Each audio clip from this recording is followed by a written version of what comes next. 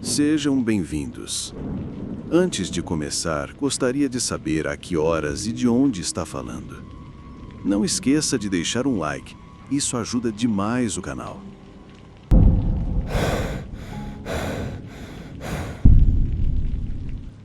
Trabalhando com cuidados funerários, você desenvolve uma certa tolerância ao silêncio, pois passa muito tempo sozinho perto dos mortos. Trabalho no que é chamado de local combinado, o que significa que temos uma funerária, um cemitério e um crematório, tudo no mesmo local. E embora eu tenha aceitado as estranhas nuances que acompanham esse trabalho, algumas experiências ainda nos deixam abalados. Deixe-me começar com as coisas mais leves. Costumo ficar até tarde da noite enquanto um dos meus colegas chega bem cedo. Então, entre nós dois, a funerária raramente fica vazia. Nós dois ouvimos as mesmas coisas, passos ecoando pelos longos corredores com piso de madeira, vozes fracas em salas silenciosas e movimentos rápidos bem na borda da nossa visão. Essas coisas são sutis, fáceis de ignorar, mas nós dois sabemos o que sentimos e, honestamente, a funerária em si é a parte mais tranquila da propriedade. A verdadeira estranheza mora no cemitério. Certa manhã, eu estava em silêncio durante uma cerimônia fúnebre, pouco antes de a família chegar. O chão estava quieto e o céu começava a clarear. Foi quando notei um homem parado embaixo de uma árvore, não muito longe de mim, a cerca de 30 metros de distância. Ele parecia deslocado. Olhei para a estrada atrás dele e não havia carros. Os únicos veículos ali eram os da família, e eles nem tinham chegado ainda. Virei-me para ajustar algo perto do túmulo, e quando olhei para trás, o homem havia sumido. Desaparecido completamente. Há 17 jardins em nossa propriedade. Está tudo bem aberto. Eu o teria visto ir embora. Não há onde se esconder aqui, e não sou o único que o viu. Esta mesma sensação, como se alguém estivesse observando você por entre as árvores, surge frequentemente nas conversas da equipe, especialmente com o pessoal da manutenção. Eles estão lá fora a maior parte do tempo. Afinal, um dos meus colegas no cemitério teve uma ligação especialmente estranha com um viúvo. Sua esposa havia falecido e ele estava encomendando um pedestal de granito personalizado para segurar sua urna. Um lindo animal com um bebedouro de pássaros construído no topo. Por quase um ano, ele ligou constantemente perguntando se já tinha chegado. Não havia chegado, pois granito personalizado leva tempo. Quando finalmente chegou, colocamos a esposa dele lá dentro e fizemos um culto particular. Poucos meses depois, essa mesma colega acordou no meio da noite com o coração batendo forte porque ouvia uma voz gritando diretamente em seu ouvido: "Banho de pássaro, banho de pássaro, banho de pássaro!" Na manhã seguinte, ela chegou ao trabalho pálida. Aquela voz a abalou. E pouco tempo depois que ela chegou, recebemos a primeira ligação. O viúvo havia falecido e ainda não tínhamos sido notificados. Agora a última parte que quero contar a vocês é provavelmente a mais perturbadora. Temos uma capela interna, um mausoléu no local, apenas uma. É uma bela estrutura com vitrais e fileiras de cadeiras para visitantes e cerimônias. Ela fecha todas as noites às 16 horas e é reaberta por volta das 6 ou 7 horas da manhã seguinte. Um dia o zelador destrancou o mausoléu e entrou para acender as luzes. Havia uma mulher sentada calmamente em uma das cadeiras, perto da janela, de costas para ele. Ele congelou. Só havia uma porta de entrada e saída e ele havia acabado de destrancá-la. Em pânico, recuou e ligou para o superintendente. Mas, quando retornaram, ela havia sumido. O lugar estava vazio. Esse mausoléu tem a reputação de emitir barulhos de batidas, arrastar de pés e de ferramentas sendo misteriosamente movidas com muita frequência. Na verdade, criei o hábito de me anunciar toda vez que entro ou saio, só para mostrar respeito. Ou talvez para evitar acordar alguma coisa. Quando uma equipe de manutenção veio por algumas semanas, começaram a reclamar quase imediatamente. Todas as manhãs encontravam suas ferramentas espalhadas pela capela, movidas de um lado da sala para o outro, uma e outra vez. Um dos trabalhadores se recusou terminantemente a retornar. E não posso culpá-lo. Não importa se você acredita em espíritos ou se apenas pensa que a energia permanece nos lugares onde sofremos. Algo está presente aqui. E para aqueles de nós que passam dias e noites trabalhando entre os mortos, aprendemos a prestar atenção quando algo do outro lado presta atenção em nós.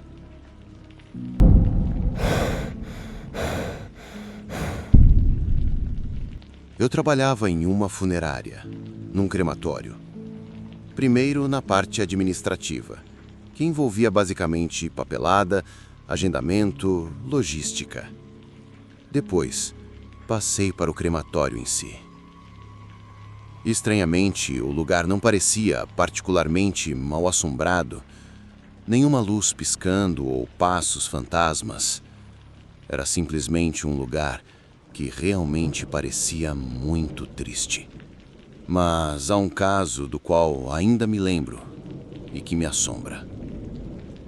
Ela era uma vítima de violência doméstica.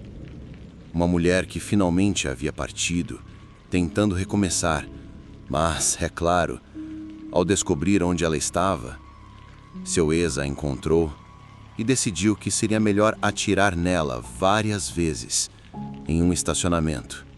A maioria dos tiros perfurou o seu rosto. Ela tinha 3 filhos adolescentes. O mais velho tinha apenas 19 anos. Eles vieram para fazer os preparativos. Os mais novos tinham 16 e 13 anos.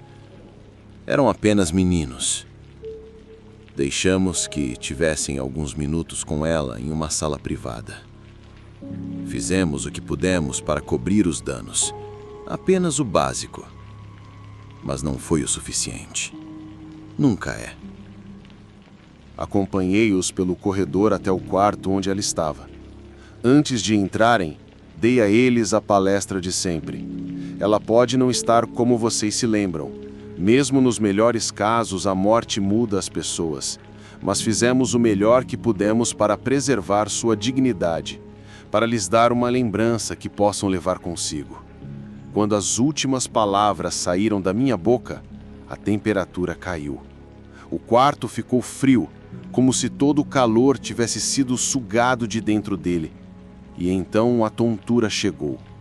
Chegou rápido, como se alguém tivesse drenado todo o sangue da minha cabeça.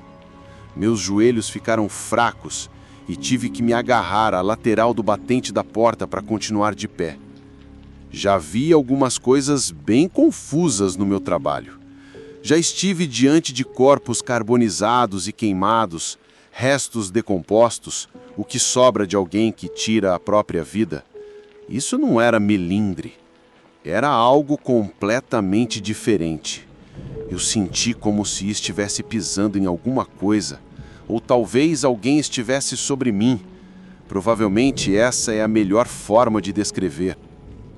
Mas então veio a parte mais estranha. Senti uma vontade repentina e poderosa de falar. Não por mim, mas através de mim. Eu queria me virar para os meninos e dizer: ela está bem. Ela não está mais com medo. E então, tão claro como se alguém tivesse sussurrado dentro do meu crânio, senti algo direcionado ao filho do meio, o garoto de 16 anos. Diga a ele que eu sei. Eu o perdoo. Eu não sabia o que aquilo significava. Não queria adivinhar. Mas me atingiu profundamente. Quase disse isso em voz alta, mas não consegui. Quer dizer, eu estava no trabalho. Teria cruzado uma enorme fronteira profissional. Teria sido demitido na hora. E Além disso, e se eu estivesse errado? Veja, eu também tenho um tumor cerebral, câncer no cérebro, e isso afeta minha percepção às vezes. Então, preciso questionar momentos como esse. Tenho que fazer isso. Minha mente pode me pregar peças muito realistas, mas aquilo não se parecia com nada que eu já tivesse vivido antes ou depois. Optei por não dizer nada. Deixei os meninos aproveitarem o tempo que tinham com ela. Fiquei do lado de fora tremendo, apesar do calor estar no máximo, segurando o batente da porta como se fosse a única coisa que me mantinha de pé. Já tive outras experiências estranhas, mas essa foi diferente. O frio, a mensagem, a necessidade avassaladora de falar as palavras de outra pessoa.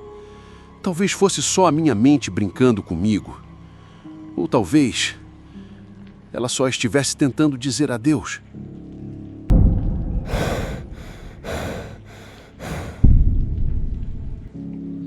Trabalho no ramo funerário há algum tempo e, como a maioria das pessoas que permanecem por aqui, tornei-me bastante insensível a certas coisas que fariam uma pessoa comum vomitar ou desmaiar. Nunca pensei que seria do tipo que diria isso, mas ver pessoas mortas se tornou uma parte estranhamente normal do meu dia. O pior caso com que já lidei foi com uma senhora idosa que tivemos que buscar durante o verão. Era meados de julho, um calor infernal, e ela estava morta em sua poltrona havia 4 dias antes que alguém finalmente a encontrasse. Lembro-me de que a pele dela tinha um tom roxo profundo, como uma ameixa. Tivemos que tirá-la da poltrona reclinável e colocá-la em nosso berço. No momento em que movemos as pernas dela, algo se rasgou e o que saiu foi muito líquido. Uma mistura pútrida de sangue e pus simplesmente escorreu para o carpete.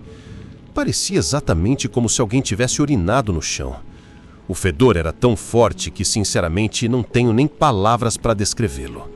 Você nunca esquece esse cheiro. Eu não diria que estou acostumado com isso, mas agora consigo reconhecê-lo imediatamente. De qualquer forma, era esse o tipo de coisa que eu esperava quando aceitei esse emprego. Morte, decomposição e, ocasionalmente, uma cena horrível faz parte do território. O que eu não considerei foi a possibilidade de que a funerária em si pudesse ser, não sei, mal assombrada. Deixe-me ser claro. Eu pessoalmente não experimentei nada, mas alguns dos meus colegas de trabalho juram que coisas estranhas acontecem lá. Um deles, o sujeito que faz o embalsamamento, está convencido de que há espíritos rondando o local. Meus outros 2 colegas concordam e acham que o prédio é totalmente mal assombrado. Temos câmeras de segurança instaladas em todos os cômodos por razões óbvias. Cada uma delas está conectada a um monitor no back-office, que mostra todas as transmissões ao vivo. O interessante é que essas câmeras são sensíveis a movimentos, então uma luz verde pisca no monitor sempre que alguém está se movendo em um dos cômodos. Bem, uma noite, por volta das 2 da manhã, 2 dos meus colegas de trabalho tiveram que atender a uma chamada de remoção. Eles se encontraram primeiro na funerária antes de sair. Enquanto reuniam seus equipamentos, um deles olhou para o monitor e viu luzes verdes de movimento piscando em vários cômodos. Não era apenas 1 ou 2. Era como se alguém, ou alguma coisa, estivesse andando de cômodo em cômodo, acionando sensores em sequência. Mas o lugar estava trancado e não havia ninguém lá dentro. Eles verificaram os quartos, mas não encontraram nada. Não houve mau funcionamento nas câmeras. Elas apenas registraram um movimento que não deveria ser possível. No começo nós rimos disso. Talvez o sistema tenha falhado. Talvez um rato tenha corrido pelo chão e acionado um sensor. Embora isso não explique o padrão de movimento. Não posso mentir. De vez em quando estou no prédio tarde da noite, acabo verificando os cantos da sala um pouco mais do que o normal, só por precaução. Como eu disse, estou acostumado a ver pessoas mortas agora, mas acho que nunca vou me acostumar com a ideia de que algumas delas ainda estejam por perto.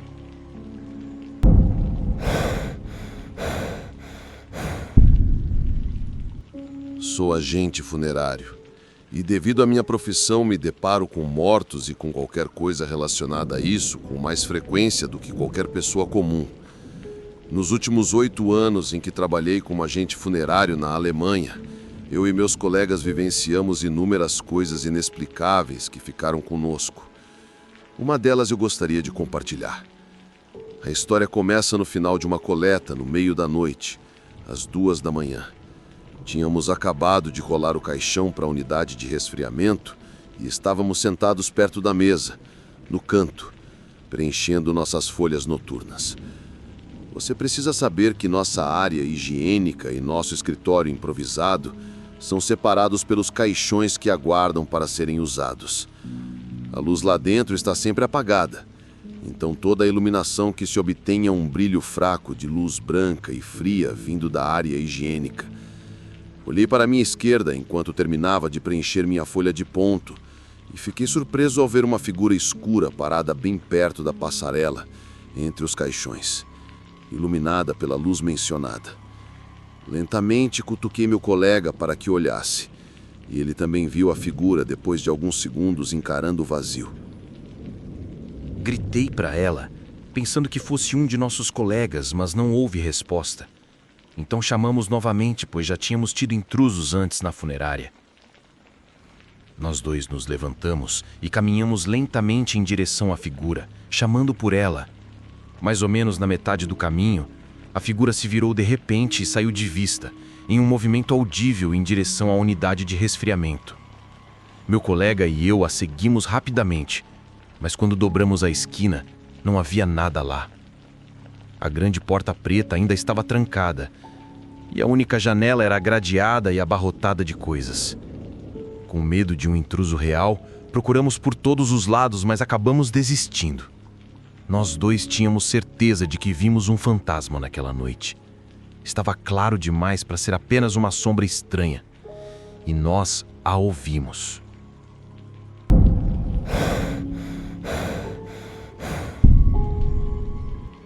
A história a seguir ocorreu aproximadamente em 1900, na Faculdade de Medicina no sul da Califórnia, no necrotério.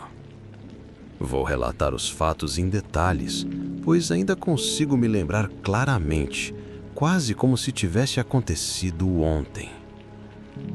A entrada para o consultório principal do necrotério e do laboratório fica atrás de um par de portas duplas sólidas e seguras. Essas portas geralmente ficam abertas durante o horário de trabalho, mas se não houver ninguém no escritório, elas permanecem trancadas. Assim que você passa pela soleira da porta, logo à frente, a cerca de 1 metro de distância, há uma grande cortina de chuveiro azul que esconde o cômodo atrás dela. À direita fica a área do escritório, um espaço um pouco apertado, com 3 mesas grandes e um arquivo enorme. O arquivo extremamente básico de cada caso, contendo número de identificação e certidão de óbito, é inicialmente mantido nas gavetas até que o caso seja utilizado ou transferido para o próximo local. À esquerda, há uma grande área de armazenamento que abriga grandes freezers para corpos, bem como inúmeras prateleiras com espécimes e suprimentos. Por mais clichê que pareça, o dia do meu avistamento começou como qualquer outro.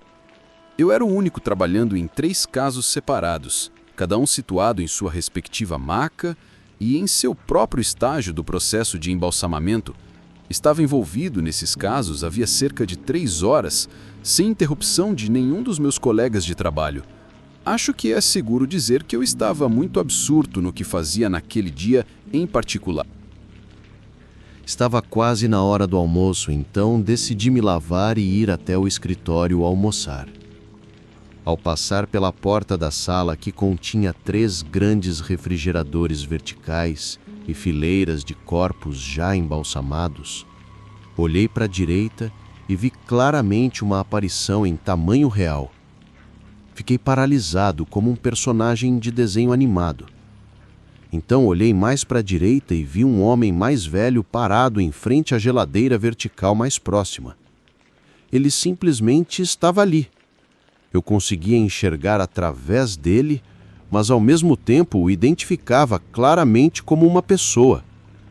Enquanto fiquei parado olhando o que pareceram minutos, mas provavelmente foram apenas alguns segundos, a aparição se virou para me encarar, e então simplesmente desapareceu, como fumaça de cigarro se dissipando no ambiente. Continuei olhando naquela direção, estupefato. Não foi algo assustador, mas quase reconfortante, como se fosse uma ocorrência completamente natural e cotidiana. Simplesmente entrei no escritório, vi meu colega William e exclamei: "Você não vai acreditar no que acabei de ver." Ele, com expressão neutra, apenas olhou para mim e disse: "Você viu um fantasma?" Fiquei mais surpreso por ele saber o que eu tinha visto do que pelo que de fato eu tinha visto. Ele continuou me contando que via fantasmas com bastante frequência e que até gostava da interação quando isso acontecia. Quando contamos ao nosso colega Joe o que havia acontecido, ele ficou completamente surpreso, assustado e frenético. Tentei explicar a experiência como uma visita reconfortante e não como uma assombração no estilo de filmes de Hollywood, mas isso ofereceu pouco consolo. O resto do dia foi, no mínimo, excêntrico. Uma das outras funcionárias do necrotério, responsável exclusivamente pela papelada, era Lola. Ela trabalhava no corredor mais afastado das áreas de trabalho e era basicamente encarregada de processar toda a documentação que precisava ser tratada em seu escritório. Lola era uma senhora pequena e perspicaz, que acreditava fortemente em eventos espirituais envolvendo interações com os falecidos. Frequentemente participava de eventos semelhantes a sessões espíritas com amigos e dizia ter tido contatos bem-sucedidos. Naquele dia, ela nos contou que compareceria a uma reunião espiritual no dia seguinte e que falaria sobre o que havia acontecido. Todos nós achamos interessante, mas ignoramos, e não pensamos mais no envolvimento dela com a situação. Isso mudou 3 dias depois, quando ela veio nos contar o que havia ocorrido. Aparentemente, o líder do grupo dela, durante a sessão espírita, estendeu a mão para perguntar qual era o desejo da aparição que eu havia visto. O líder teve a impressão de que o espírito estava um pouco confuso e não sabia muito bem para onde ir.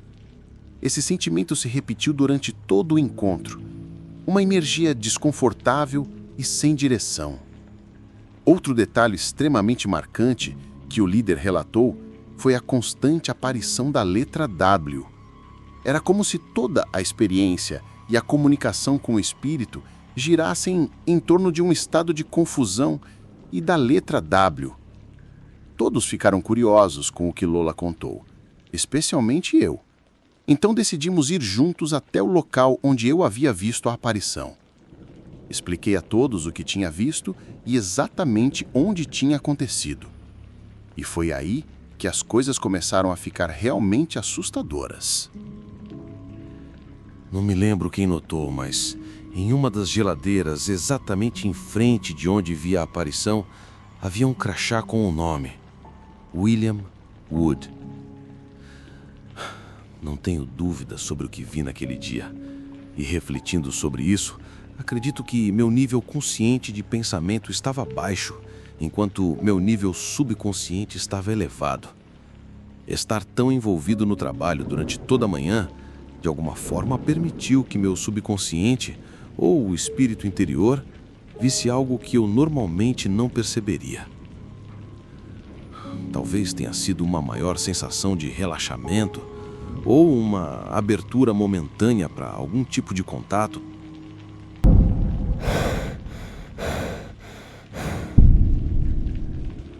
Minha avó era uma bruxa negra, voodoo Sinjum, uma coisa obscura. Isso incluía, mas não se limitava a sacrifícios de animais, derramamento de sangue e coisas do tipo. Estávamos todos convencidos de que havia um lugar esperando por ela no inferno. Ela não era uma mulher grande. Tinha talvez 1,50 m de altura e pesava 45 quilos. E em seu funeral, 4 homens carregaram seu caixão da funerária até o carro funerário. Na igreja, foram necessários 6 para tirá-la de lá. Foram necessários 8 homens para levá-la até o cemitério, e ela ficava cada vez mais pesada à medida que se aproximavam do túmulo. Foram necessários 10 homens para levá-la até o túmulo. Quando voltamos para casa, onde estava o resto da família, meu tio e eu fomos para a cozinha, que estava quente. Era como abrir a porta de um forno quente. Isso foi em meados de fevereiro, na época em uma casa no campo sem eletricidade. Dentro da cozinha, nós dois vimos uma cena que nos arrepia até os ossos. Vovó, que acabáramos de enterrar, estava de mãos dadas com outras 4 mulheres. Eu não conhecia todas, mas meu tio conhecia algumas. Uma era a irmã da avó dele, que havia morrido alguns anos antes, e a outra era a mãe da avó, que já havia falecido há muito tempo. Mas não conhecíamos as outras 2. Ver isso compreensivelmente assustou o sempre amoroso Jesus em nós. Saímos e não voltamos mais para aquela casa desde então. E isso foi há quase 30 anos. Eu me pergunto se aquele calor que sentimos veio do próprio inferno.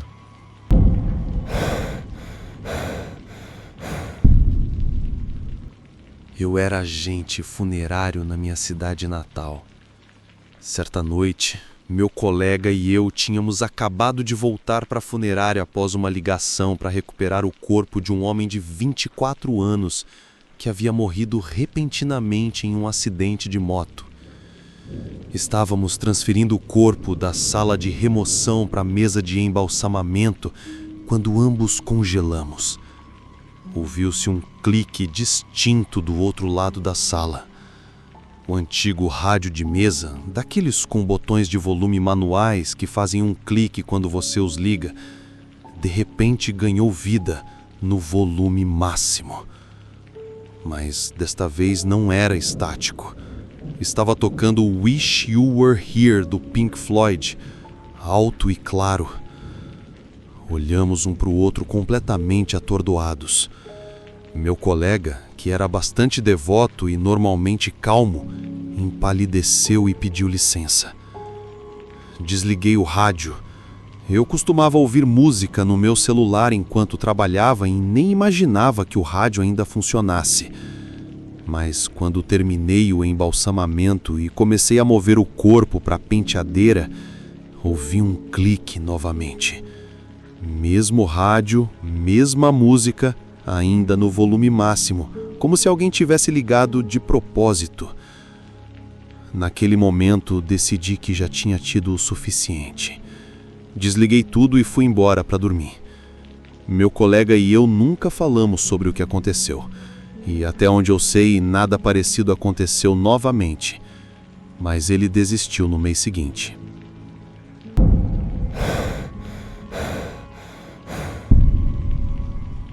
Foi quando trabalhei como técnico em transporte funerário.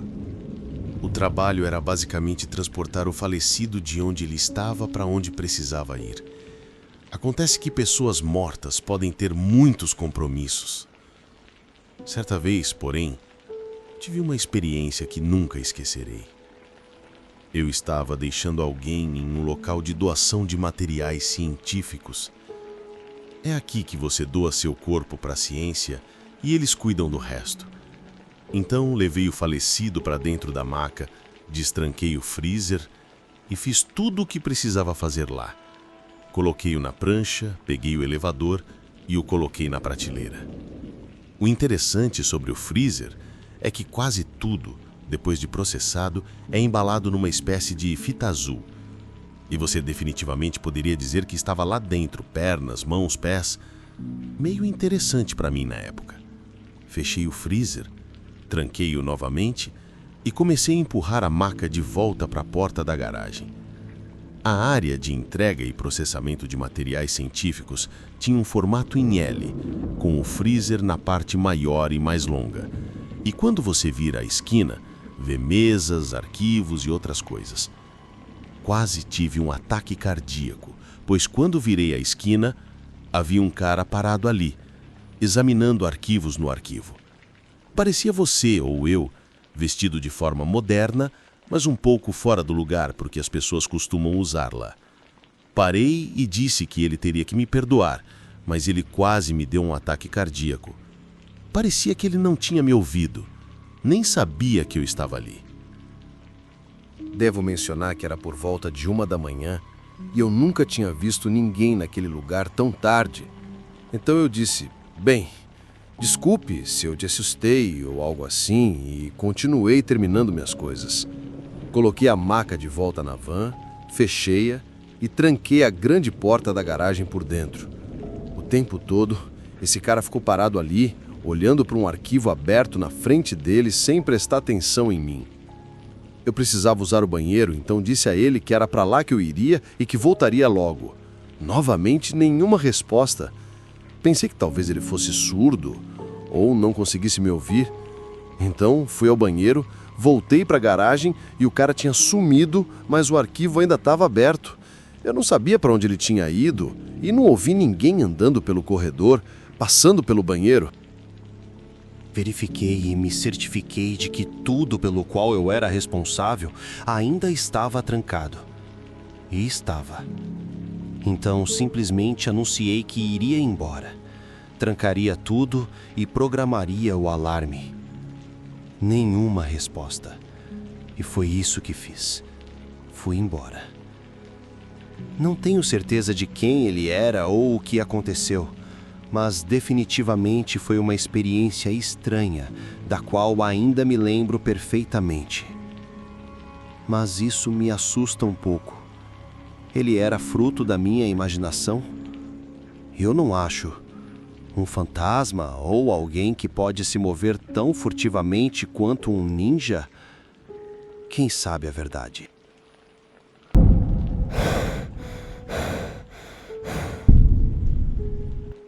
Eu trabalho em um cemitério na Noruega. Não é o tipo de trabalho que a maioria das pessoas imagina fazer e também não é algo sobre o qual falo com frequência, mas preciso desabafar. Aqui na Noruega temos uma lei. Um túmulo é protegido por 20 anos. Depois disso, se ninguém pagar para renovar o terreno, ele poderá ser legalmente reaberto e reutilizado. Eu sei que parece duro, mas é assim que administramos o espaço. Geralmente, depois de 2 décadas no subsolo, não resta muita coisa. Fragmentos de ossos suficientes para serem respeitosamente colocados de lado antes de enterrar outra pessoa. Então, alguns anos atrás, eu estava ajudando em um enterro em um local que deveria estar limpo e pronto para a reutilização. O registro dizia que o ocupante anterior fora enterrado no início da década de 1960, ou seja, há mais de 50 anos.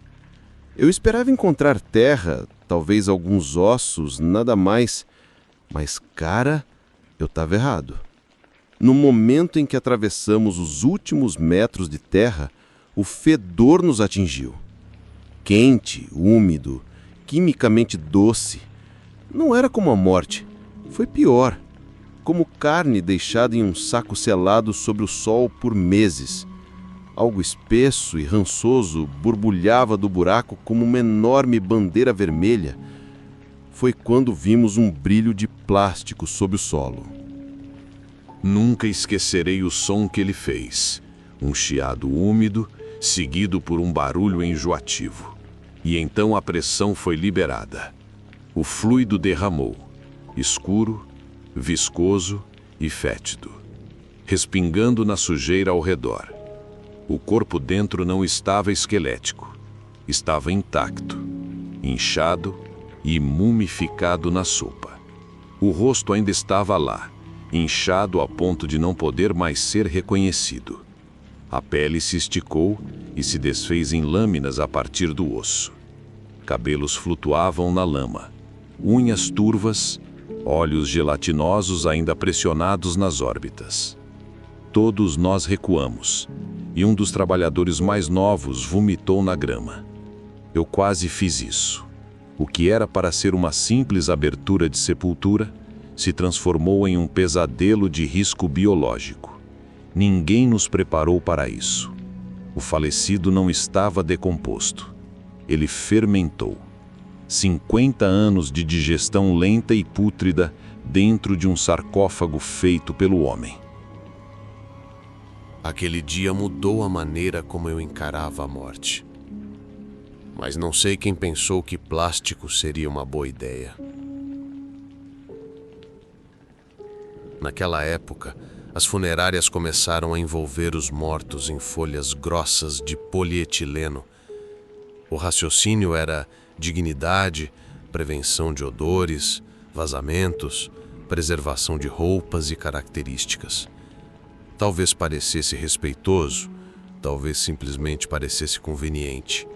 Mas o que o plástico realmente fez foi prendê-los, selá-los, retardar a decomposição natural e criar uma espécie de cápsula do tempo grotesca, cheia de umidade presa, carne liquefeita e gás inchado.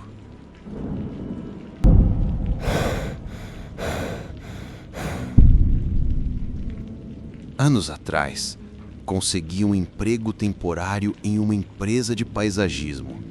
A maior parte do trabalho era coisa básica, como cortar grama, aparar cercas vivas, esse tipo de coisa. Mas um dos contratos deles era manter um cemitério local, o que significava que também cavávamos sepulturas. No começo, não pensei muito nisso, era só mais um emprego, mas há partes disso que ainda perduram na minha mente até hoje. Então, numa tarde chuvosa, fui designado para ajudar a cavar uma nova cova. O funcionamento é que você encaixa esses grandes painéis de metal para formar um retângulo. É como construir uma caixa na lama. Depois, você encaixa painéis um pouco menores dentro desse formato de painel, aprofundando cada vez mais. Então, você acaba com paredes reforçadas por todo o caminho. Na parte inferior, você molda a terra em um pequeno monte, onde a cabeça e os pés do caixão ficarão para ajudar a baixar a corda e removê-la.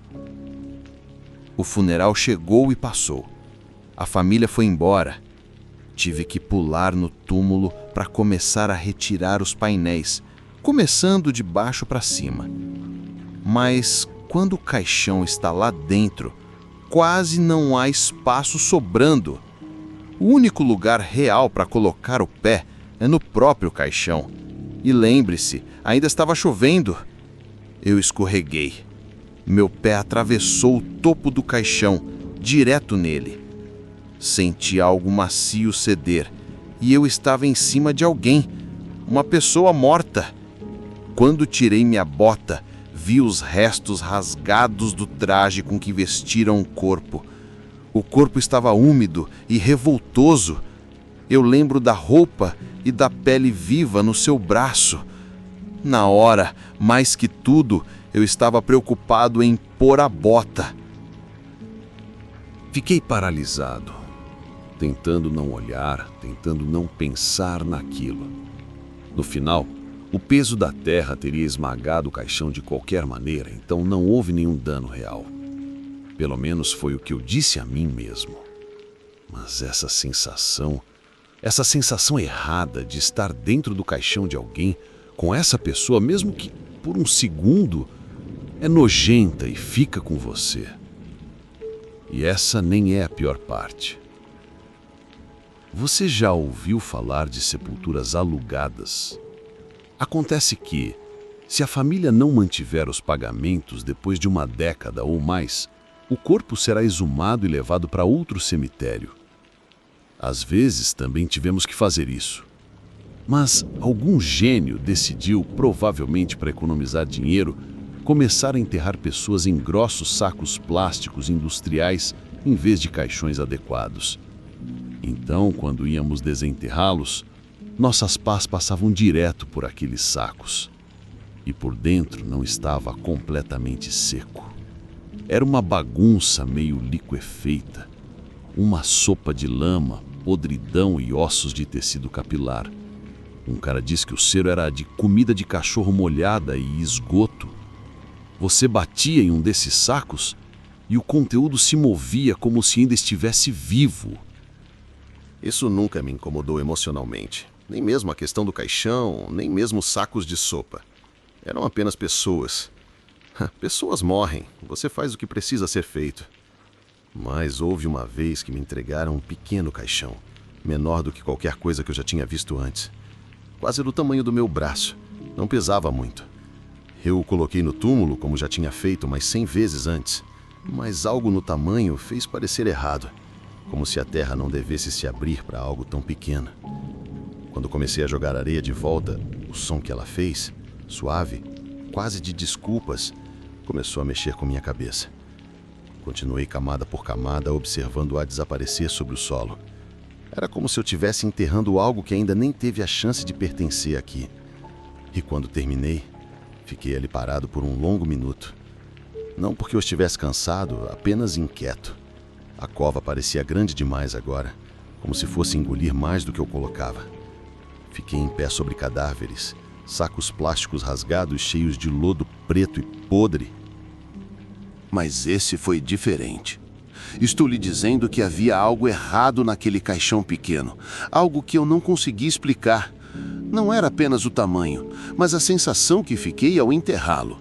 Era como se algo muito jovem, muito inocente, tivesse sido colocado ali sem merecer aquele destino. A terra parecia pesada, sufocante demais, como se rejeitasse aquilo. Depois desse dia, passei a olhar para o trabalho no cemitério com outros olhos. Toda vez que cavava uma cova ou preparava um túmulo, aquela imagem do pequeno caixão me vinha à mente. Talvez fosse só a minha cabeça pregando peças, mas eu sentia que algumas coisas ali dentro não deveriam estar ali, pelo menos não daquele jeito. Aprendi que, mesmo diante da morte, o respeito e o sentimento que temos pelo que enterramos são essenciais. Não importa o tamanho do caixão ou quanto tempo aquela pessoa esteve ausente. Todo o corpo carrega uma história, um peso, uma alma que merece ser tratada com dignidade. E essa lição ficou comigo para sempre.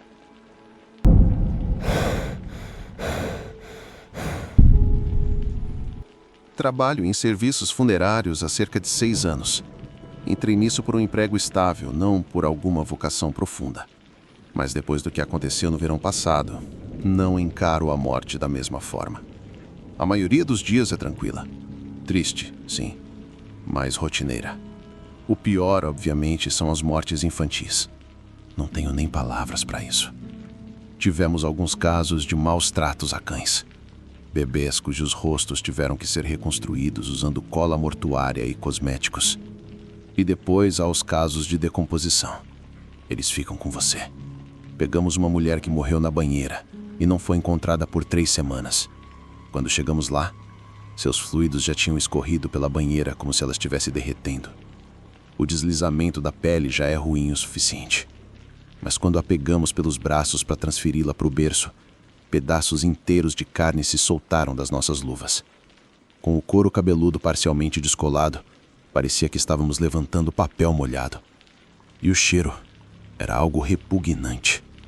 Mas mesmo com tudo isso, a pior coisa que os corpos fazem, a única coisa que me incomoda, é vomitar. Quando um corpo expele fluidos pelo nariz, pela boca e até pelos olhos, aquele cheiro doce e rançoso de bile atinge você antes mesmo de descobrir o corpo. Às vezes vaza, às vezes jorra. E os olhos, meu Deus, às vezes eles estão afundados no preto. Às vezes eles se liquefazem e incham. E lá está aquele olhar, aquele queixo caído, aquela expressão de olhos arregalados como se tivessem morrido depois de uma sentença de balas. Já tive vários pesadelos com esses rostos. O outro texto me alertou sobre o gemido da morte. Veja, Quando você move um corpo em decomposição, o ar acumulado pode escapar. E se passar pelos pés e cordas vocais, pode soar como um gemido. A primeira vez que isso aconteceu comigo, deixei cair minhas ferramentas e quase saí correndo. Um cara desistiu depois de levar uma pancada no rosto. Ainda assim, nada realmente me afetou até o verão passado. Pegamos esse homem que morreu sozinho em casa. Um cara enorme, pesando pelo menos 180 quilos. Ele estava caído há dias e o calor não estava sendo nada agradável. O rosto dele estava inchado, a pele rachada em alguns lugares, fluidos espalhados por toda a poltrona em que ele morreu. Naquela noite, eu tinha o turno da manhã na cremação. Corpos grandes têm que entrar cedo para evitar que a retorta superaqueça. Dei-lhe as boas-vindas pouco antes do nascer do sol. Estava tudo quieto e o lugar inteiro ainda estava naquele silêncio mortal, antes que alguém aparecesse. Quando eu estava terminando de transferi-lo para a bandeja, ouvi algo. Um estalo suave, como cartilagem se deslocando. Isso é normal. Acontece todo o tempo quando você move os membros ou ajusta o corpo. Mas não foi isso. Parecia que vinha da cabeça. Inclinei-me para verificar a posição do maxilar e juro por Deus, ele parecia um pouco mais fechado do que antes. Eu engasguei até assentar. Às vezes o rigor se instala um pouco e a gravidade faz o seu trabalho, mas foi o suficiente para me fazer parar. Então notei outra coisa. Na parte interna da porta da cremalheira, onde havia embaçado devido à mudança de temperatura, havia uma única faixa, como se alguém tivesse traçado uma linha através dela, e fiquei ali parado por uns bons 10 segundos, pelo menos, observando. Não ouvi nenhuma voz, mas senti que havia algo estranho. Eu senti que não estava sozinho naquele quarto. Continuei com o processo. Fechei a porta e comecei o ciclo. Fiz tudo conforme as regras, mas não consegui parar de olhar para o vidro da porta. Essa sequência permaneceu até que a pilha dissipou a névoa. Não contei isso a ninguém. Não porque tenho medo de que não acreditem em mim. Poxa, eu mal conseguia acreditar, mas seja lá o que fosse, não parecia um fantasma ou um espírito. Parecia o último pedaço de uma pessoa que não queria ir, apenas relutância. Agora, toda vez que estou sozinho durante uma cremação, verifico o vidro antes de começar, só por precaução. Até agora não houve nada, mas continuo procurando. Muito obrigado por acompanhar esses relatos. Deixe seu like e comente o que achou e até mais.